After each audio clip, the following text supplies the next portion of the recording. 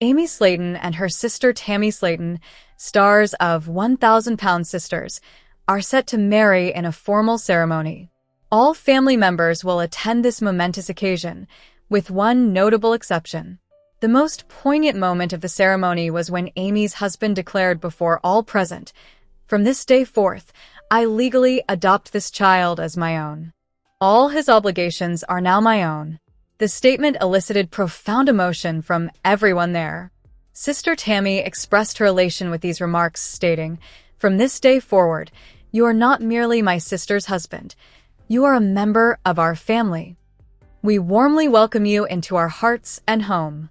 A wonderful scene of love, commitment, and new familial relationships emerged in this joyous time. The sun radiated softly over the Kentucky countryside, illuminating the expansive garden adorned with white chairs and rose petals along the aisle. It was an unforeseen day for the world, yet one long envisioned by the Slayton sisters, a formal wedding ceremony celebrating love, growth, and the profound essence of family for Amy Slayton and Tammy Slayton. The Slayton family had endured numerous obstacles, heartbreaks, health crises, and public scrutiny. However, today, they had transcended those adversities. They stood unified, optimistic, and restored. Amy appeared luminous in her bespoke gown, embellished with intricate lace and accents of baby blue, representing tranquility and fresh starts. Beside her, her groom, Michael, remained composed yet emotionally affected. In her grasp, Amy held a bouquet of lilies, her late grandmother's preferred flower, honoring those who were absent. Tammy, having triumphed over her extraordinary journey of transformation, confidently wheeled herself to the altar, exuding vibrancy and assurance. Her deep burgundy dress, adorned with flowing chiffon, symbolized her arrival, not merely in a physical sense, but also emotionally and spiritually. The guests rose as Amy proceeded down the aisle. Her young son ambled after her, bearing the rings on a satin cushion, his expression a harmonious mixture of delight and curiosity. Upon reaching the altar and grasping Michael's hands, the atmosphere appeared to pause. A silence enveloped the audience. The wedding was poignant, characterized by laughter, tears, and sincere vows. However, the moment that would be indelibly imprinted in everyone's memory occurred after the official "I do." As the officiant was poised to close, Michael delicately seized the microphone. With a quavering voice, he knelt near Amy's kid, gazing into the child's eyes before addressing the gathering. "Today, I not only wed the woman I adore, but I also assume the role of the father this child merits," he declared, his voice laden with emotion. "From this day forth, I will legally adopt him as my son. Every joy he experiences, every tear he sheds, every milestone he attains, will be my obligation, my pride, and my privilege." Gasps permeated the atmosphere. Several people immediately sought cover. Even the avian inhabitants in the trees appeared to halt in solemnity. Amy wept, touched by the gesture. Tammy pressed her hands to her chest, visibly affected. She gradually rose, a feat she had struggled to achieve through months of physical treatment, and with a proud, sincere voice, she proclaimed, "Michael, from this moment onward, you are not merely Amy's husband. You are now part of our family. You have not only assumed the role of a man, but have also embraced that of a father. For this, we extend our heartfelt welcome into our hearts, our home, and our lives, indefinitely." Exultation ensued. The DJ, who had been quietly weeping into his turntable, swiftly shifted to gentle acoustic background music as guests rose and applauded. The pair shared another kiss, this time imbued with greater depth and promise. The reception was equally enchanting. Tammy delivered a humorous and poignant toast, narrating their journey from fried chicken fights to family nights. Cousins danced, acquaintances exchanged anecdotes, and Amy's young son exuberantly traversed from table to table, already referring to Michael as Daddy. As the stars adorned the night sky, lanterns were released to commemorate those who were absent. One ascended higher than the others, perhaps propelled by the spirit of a guardian observing them. This was not merely a wedding, it was a commemoration of endurance, a reconstitution of family, the fulfillment of commitments, and the creation of new aspirations. For the Slayton sisters, it was a day they would eternally treasure, a chapter in their narrative where love, at last, inscribed its most joyous lyric. Nonetheless, 1,000 Pounds sisters rewind. Tammy and Amy reflect on their history, including the junkyard scale. TLC's 1,000 Pounds sisters concluded on a poignant note as the Slayton family embarked on a nostalgic journey, emphasizing Tammy and Amy's remarkable metamorphosis from the inception of their weight loss endeavor to their current status. Season 7 was replete with notable events, such as Amy being bitten by a camel during a zoo excursion and Tammy disclosing her relationship with a woman. However, the most consequential moment was Tammy's transformative skin removal surgery. In episode 9, prior to her operation, the Slayton family revisited significant locations from their past, including the junkyard where they would weigh themselves. In the season 7 finale of 1,000 Pounds Sisters, stars Amy and Tammy, accompanied by their siblings, reflect on their past experiences. In season 7, episode 9 of 1,000 Pounds Sisters, titled We Be Trippin', Amy and Tammy Slayton, accompanied by their siblings Chris Combs, Amanda Halterman, and Misty Slayton, embark on a van journey to contemplate their past by revisiting significant locations. They visit the duplex where Tammy and Amy resided in earlier seasons and meet Jesse Odom, whom they consider their father despite not being their biological parent. This transpires prior to Tammy's skin removal surgery. The voyage down memory lane was profoundly emotional. The family's initial destination was the flat occupied by Amy and Tammy, where they created YouTube videos and where fans first encountered them.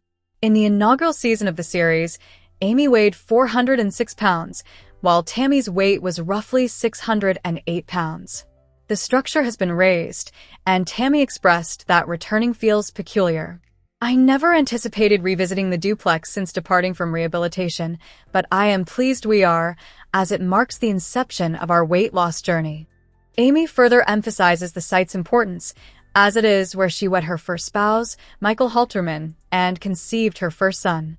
Tammy contemplates her previous dependence on oxygen, recalling her difficulty in reaching the mailbox. A flashback illustrates her struggle to traverse that brief distance. Nevertheless, her circumstances have since transformed. Now it's effortless, she states, as she and Amy comfortably undertake the same journey. The family is observed arriving at the residence of Jesse Odom and his spouse, Kay. For 36 years, Jesse has served as a paternal figure to the Slayton siblings, a role he has consistently upheld. He has provided unwavering support to Amy and Tammy throughout their weight loss journeys. Misty aspires to operate her father's tractor, and for the first time, Tammy can also occupy it. This marks yet another milestone for Tammy this season. Viewers have witnessed her successfully fitting into a donut float for swimming and experiencing ziplining for the first time. As the two women enter the tractor, Tammy remarks, "She's fun-sized, and now I'm bite-sized." In a confessional, Tammy contemplates her current capabilities.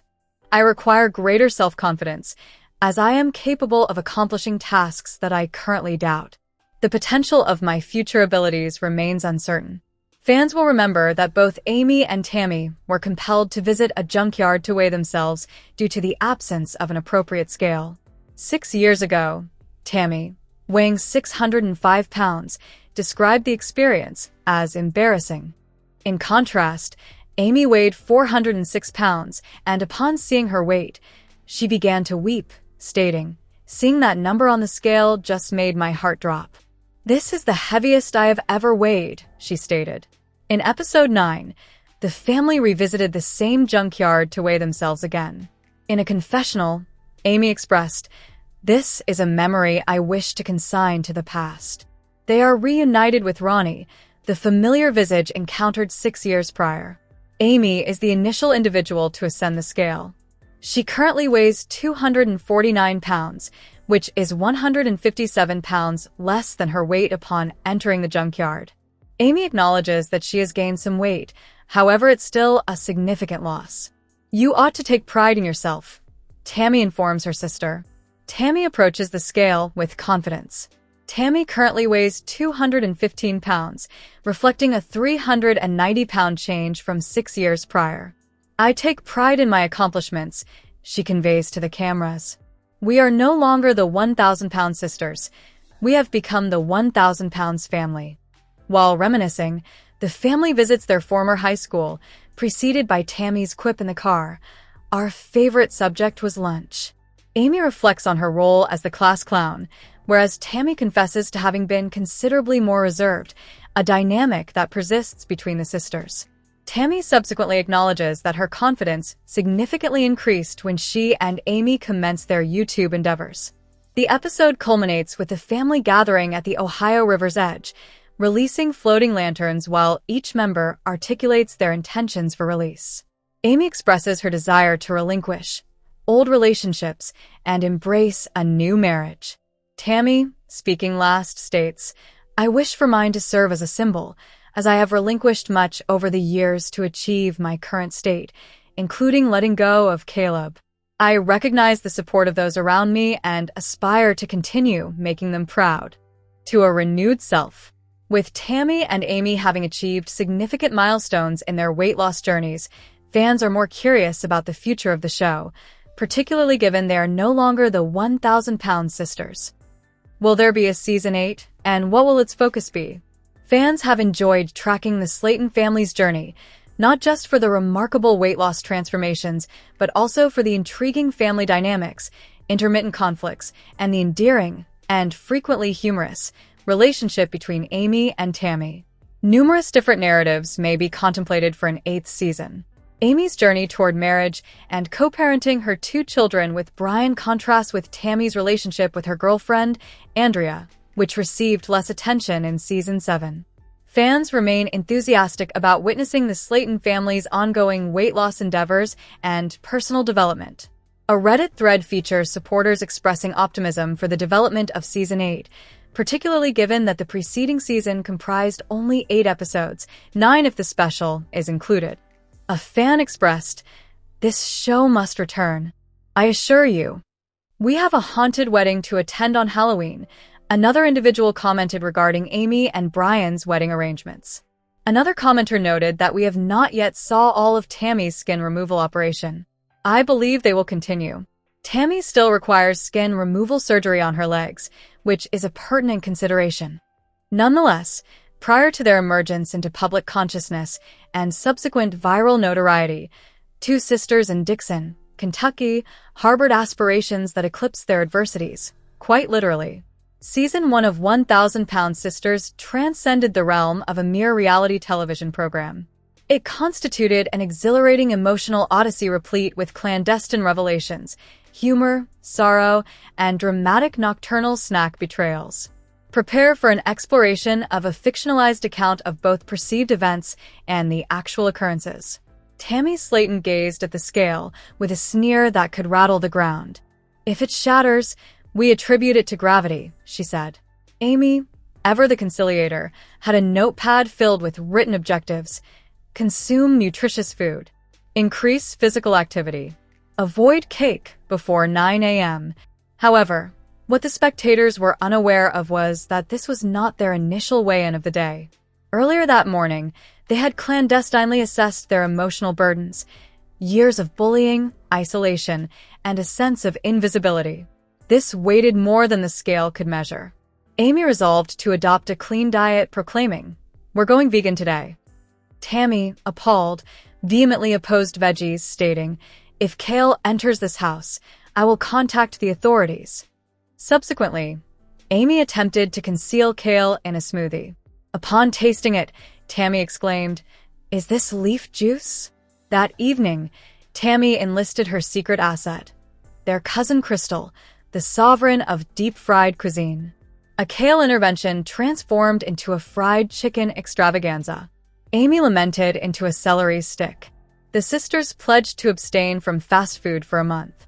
However, one fateful evening, Amy observed Tammy slipping out. She trailed her to a taco truck 2 counties distant. "This isn't what it appears to be," Tammy murmured, with taco sauce on her chin. Amy was silent for 3 days. When she eventually spoke, she simply remarked, You could have at least brought me one." Their initial consultation with the bariatric expert did not proceed as anticipated. Dr. Newbold, a former opera singer who became a surgeon, stated, "Weight loss begins in the soul." Tammy rolled her eyes so vigorously that she perceived her history. Amy presented a dream board and wept at hearing the doctor state, "You cannot merely wish the weight away." Tammy hurled a protein shake against the wall. Amy wept. The doctor extended embraces, but only Amy acquiesced. Tammy remarked, "I would embrace a carrot before I embrace him." Amy confessed to having a crush on the male employee at the drugstore drive-thru, stating, "He consistently provides me with extra napkins." Tammy incessantly mocked her and fabricated a fictitious online dating profile for Amy under the alias KillQueen 1988. Unexpectedly, the pharmacist was paired with her. However, upon his arrival with a salad arrangement, Amy shouted and forcefully closed the door. Tammy laughed for 6 consecutive hours. They engaged in a challenge to walk to the gas station without pausing. 3 minutes in, Tammy asserted that a wild raccoon observed her oddly, using it as a pretext to withdraw. Amy reached the midpoint, purchased an energy drink, and performed a dance on TikTok. Tammy uploaded a reply video that subsequently went viral. The comments section was harsh. Tammy responded to each critic. Amy said, "Sis, you should also disengage from the drama." A family supper evolved into a competitive cook-off, with the reward being bragging rights and the final piece of sugar-free pie. Amy prepared zucchini lasagna, while Tammy crafted butter-fried cheese sticks. Grandmother proclaimed Tammy the victor. Amy remained silent for a week. Tammy crafted a trophy from mashed potatoes, while Amy fashioned one from broccoli. Both were shown in the kitchen for several months. Amy received approval for weight loss surgery, however Tammy did not. Tears, envy, and disputes ensued. Tammy shouted, "You are abandoning me." Amy responded, "I am not abandoning you. I am merely progressing at a quicker pace." They wept, embraced, and vowed to persevere together, even if their journeys were not always parallel. In an unexpected turn, the sisters revisited their cherished childhood location, a pond nestled in the woods behind their residence. They engaged in stone skipping and discussed their aspirations, not concerning slenderness, but rather happiness. Tammy murmured, "We are more than our weight." Amy affirmed, grasping Tammy's hand, "We are sisters. This is our greatest burden and our most treasured bond." This journey transcends mere weight loss. It is fundamentally about the acquisition of love. Nonetheless, in the quaint town of Dixon, Kentucky, Amy and Tammy Slayton faced persistent challenges, yet Season 4 of 1,000 Pounds Sisters introduced heightened drama, concealed truths, and intensified emotions. However, behind the scenes, beyond the camera's gaze, unfolded a tumultuous series of events that the audience did not entirely witness. At the commencement of Season 4, Tammy had recently admitted herself to a rehabilitation facility in Ohio following a life-threatening incident. With her tracheotomy tube still inserted, she faced difficulties in respiration and faith. However, the cameras failed to capture the enigmatic individual who subtly entered her life. Elijah, a former patient who became a volunteer, possessed salt and pepper hair and gentle hazel eyes. Each evening, he read to Tammy, transitioning from literature to humor, which fostered a burgeoning affection between them. However, Tammy concealed this relationship from the staff, expressing to Elijah, "They'll jeopardize it. Allow me to retain one fragment of joy for myself." Amy, in contrast, was inundated. With 2 young sons, Gage and her infant Glenn, the residence resembled a daycare rather than a home. Her husband, Michael, had grown aloof, withdrawing into silence and Xbox gaming. Amy, who had previously asserted her preparedness for motherhood, now found herself weeping in the bathroom at 3 a.m., silently articulating, "I can no longer endure this." Amy commenced therapy with a professional named Janelle, unbeknownst to Tammy. During an emotional session, Amy confided, "I love my children, yet I am uncertain of my identity. I am merely Gage and Glenn's mother." She resumed journaling, a practice she had abandoned since high school, and began to rediscover herself through her written reflections and therapeutic expression. Season 4 suggested familial discord, yet it omitted the reemergence of Crystal, the overlooked Slayton sister. Estranged for a decade, Crystal had remained out of the public eye, nurturing her daughter and attempting to evade familial turmoil. However, after witnessing Tammy's near-fatal incident, she unexpectedly arrived at the rehabilitation facility. Tammy wept. "You truly arrived?" Crystal acquiesced. "I did not wish to inter another sister without bidding farewell." Their reconnection was excluded from the final edit, yet it served as the emotional catalyst that Tammy required. Following that encounter, she intensified her therapeutic efforts, shed an additional 60 pounds, and commenced preparations for surgery once more, this time not for notoriety, but for familial reasons. The latter days of filming were tumultuous. Amy and Tammy engaged in a fierce altercation in their kitchen about a trivial matter, possibly laundry. However, tensions had been escalating. Amy shouted, "Do you believe you are the sole one with issues, Tammy? I am struggling as well." Tammy hurled a mug. Amy exited in a fury. No producers dared to intervene. However, they omitted the 2 a.m. phone call that ensued. Tammy, among choking sobbing, expressed, I do not wish to harbor anger towards you." Amy responded, "Then let us exist, albeit independently, if necessary." Following the conclusion of filming, Tammy underwent her weight loss surgery. Elijah awaited her outside the hospital with flowers.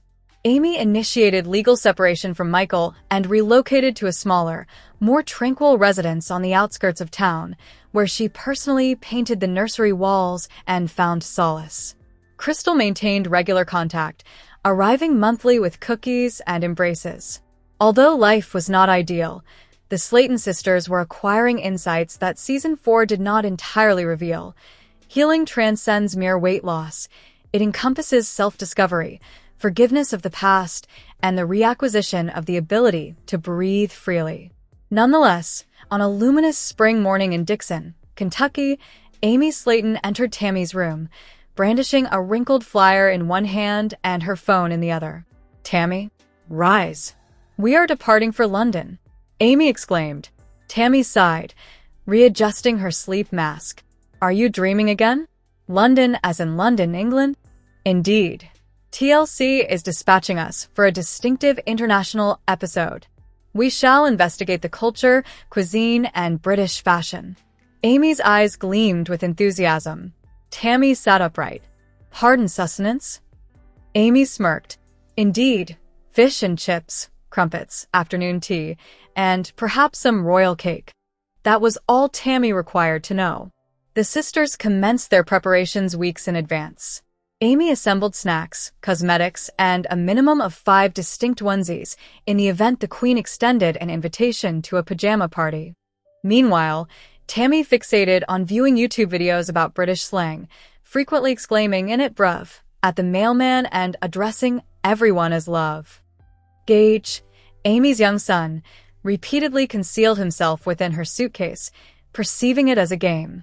Concurrently, Tammy grappled with the challenge of fitting all her belongings into the one permitted bag, ultimately resorting to packing 3, asserting, "A queen requires options." The airport experience was chaotic. Amy became disoriented in the duty-free store while searching for a tea set for her mother. Conversely, Tammy encountered a predicament on the escalator when her mobility scooter depleted its battery midway. A British flight attendant assisted her with a portable charger and a playful smile. "The initial crisis of the journey has been managed," Tammy remarked with a satisfied nod. Upon their arrival in London, Amy exclaimed, "We're not in Kentucky anymore," as Tammy grappled with comprehending the British cab driver. Their initial destination was the gates of Buckingham Palace. Amy exclaimed, "Observe, Tammy. That is the residence of the Queen."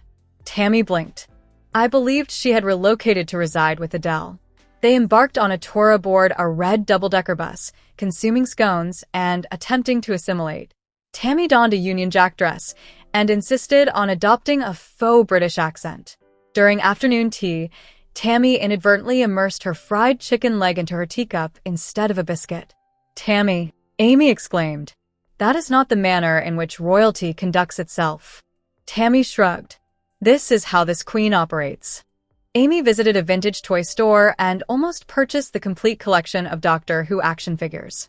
Meanwhile, Tammy entered a punk clothes shop, put on leather jackets, and startled a group of visitors by exclaiming, "God save the Queen," while donning spiked boots. The sisters recorded confessionals for TLC at the motel. Amy remarked, while sipping her fifth cup of tea, "I believe I was destined for life in London, yet I yearn for biscuits and gravy." Tammy interjected, "Individuals claim I am excessively American, yet I merely requested ranch dressing on my shepherd's pie. That is not a transgression." On their last day, the sisters visited Big Ben. Amy was sentimental, taking photos, and became teary-eyed. Tammy inadvertently photobombed a marriage proposal and became ensnared in the rotating door of the Parliament Museum. The excursion concluded with a notable appearance on a UK morning program, during which the hosts inquired about the sisters' favorite aspect. Amy remarked, "London is wonderful, but the most enjoyable aspect is experiencing it alongside my sister." Tammy acquiesced, "Even when she requires me to traverse 10,000 steps for tea." Upon returning home, Tammy uploaded a TikTok video herself dancing in front of the Tower Bridge, which rapidly gained viral status. Amy commenced organizing their subsequent vacation to Paris. Greetings, esteemed viewers. Welcome to my channel. I am Mina, and I hope your day is going splendidly. If you appreciate the video, please remember to subscribe to the channel.